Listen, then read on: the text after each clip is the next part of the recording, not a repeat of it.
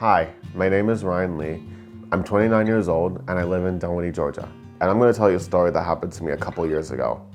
It all started when I was trying out this improv class through this program called Autism Improvise because I wanted to try something new and just wanted someplace to go that wasn't home.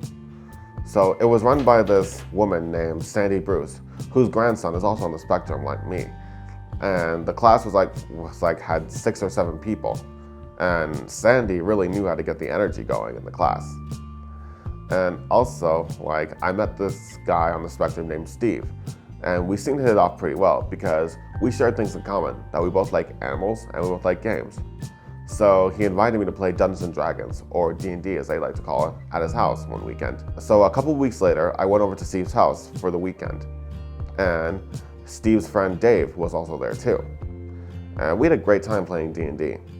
Also, Dungeons & Dragons is quite complex because you have to roll a dice that determines how much damage you cause when you're battling a creature, or determines how far away you go on a path. Also, what really was a great feature of Steve's house was his bedroom. He had a lot of animal figures on multiple shelves there.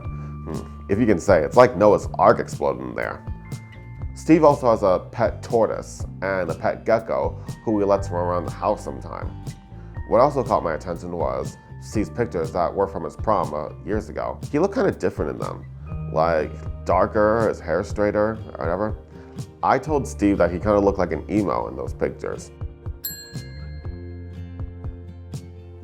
And later on, we had Domino's Pizza for lunch, me, Steve, and Dave, and then I left an hour later. The next week I saw Steve at improv class. Whenever I tried to talk to him, he kept walking away from me, and I didn't know why. I was like, what the H? 4 times in class. It happened for the next 3 weeks of class. And then a month later, I saw Steve at the Dream Big dance in Midtown Atlanta, and he still kept walking away from me when I tried to talk to him.